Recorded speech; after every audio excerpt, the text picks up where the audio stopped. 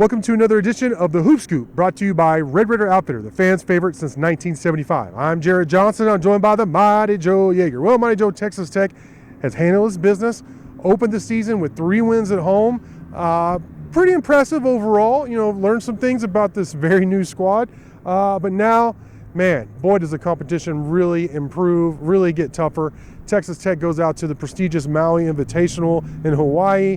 The first game is against a top 10 opponent in Creighton on Monday. So, man, a lot of excitement around the team, of course. Texas Tech's 23rd in the country, playing in a prestigious tournament. But what's your overall feeling about this team and their chances going into this? And they're guaranteed 3 games, right. But, it's, whether they go in the winners or losers bracket. But what are your expectations and what are your thoughts about the team going into Maui? Yeah, it looks like a Texas Tech basketball team pretty much. The defense is basically as stout as it's ever been. That will keep you in virtually any game, regardless of the opponent. Kind of like Iowa State's defense in football. Yeah, it keeps them in every game. I really like that. The problem right now with this team is turnovers. They're averaging 17 turnovers per game. So keeping you in a game with your defense is one thing, but once the level of competition steps up to actually come through and win those games, you can't be turning the ball over 17 times a game. And that begins with Creighton, and so that's really the defense is great. Turnovers on offense are a problem, and there are various other things with this team you can talk about. Tech's shooting the ball from 3 pretty well. Yeah. 36% from 3, which is nice. Getting some good rim protection, which we really saw in this last game out, against Louisiana Tech. Bacho with 6 blocks, and the entire team has something like 18 through 3 games. So that's a little bit of an unusual thing. We haven't seen that since Tyreek and those guys. Yeah. So that's a nice little thing that's come along for Texas Tech. The new guys. Listen, Pop Isaacs is. I think he's coming along. He's getting a huge number of minutes, 22, 23 minutes per game. He's been a part of the turnover problem. That's true. Obviously. But I get the feeling that he's just beginning to come around a little bit. Had 4 assists against 4 turnovers, against Louisiana Tech last night. But that's an improvement for him. At least he's kind of even it out in terms of assist-turnover ratio. So I think he's getting there. And so he's going to be a big factor for this team moving forward. And, overall, it's an interesting team right now, and but it's going to be a huge challenge against Creighton. Yeah.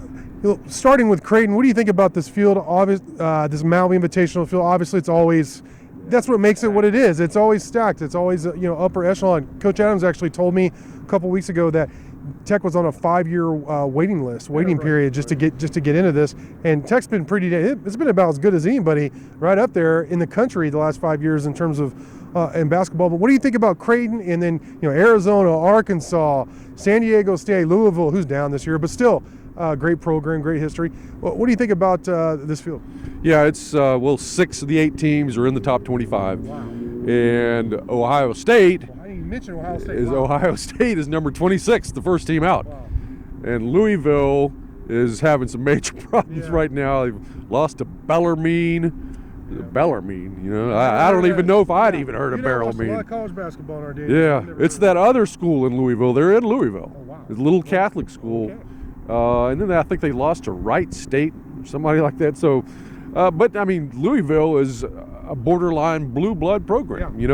Out of all the programs in this field, they may have the best tradition in history. Arizona. And then Arizona is right there with them, and Cincinnati's in there as well. They're ranked as well. So it's really, really a tough field. But Texas Tech with Creighton may be drawing the best team in the entire field to start things right off. They're the highest ranked team, number 9 in the country.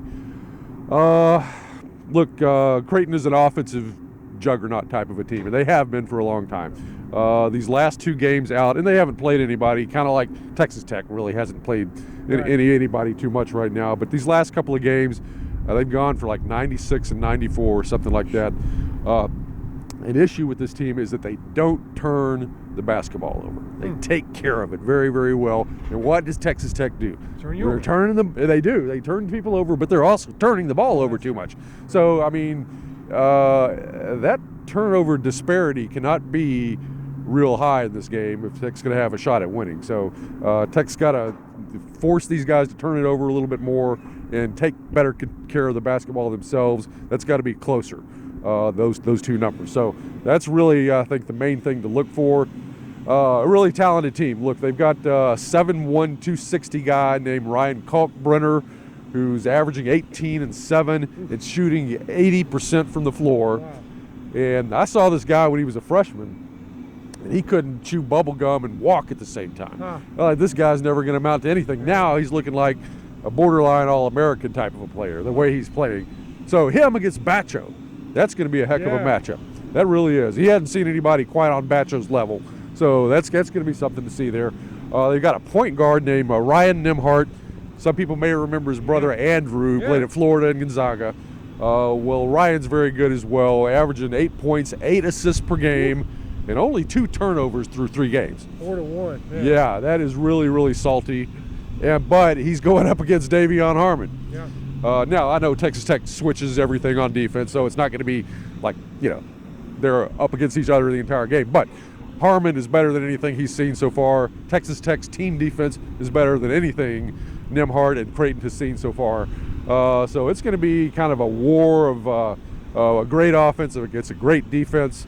Should be a heck of a game. Yeah, that's intriguing to me. A juggernaut offense, an elite type offense against what's been an elite type defense. We're going to find out about both of them, who's really elite, and we're going to find out a lot about this young Texas and new Texas Tech team in Maui against this competition. So, and I'm really excited. I have the opportunity to go out there and cover it there for y'all live. So I'll be reporting live from Maui, from the Maui Invitational. So look for reports on that. But we're going to have tons of content leading up to tip-off there Monday in Hawaii. So hang with us. Mighty Joe, great stuff from you as always. Thank y'all for watching, and until next time.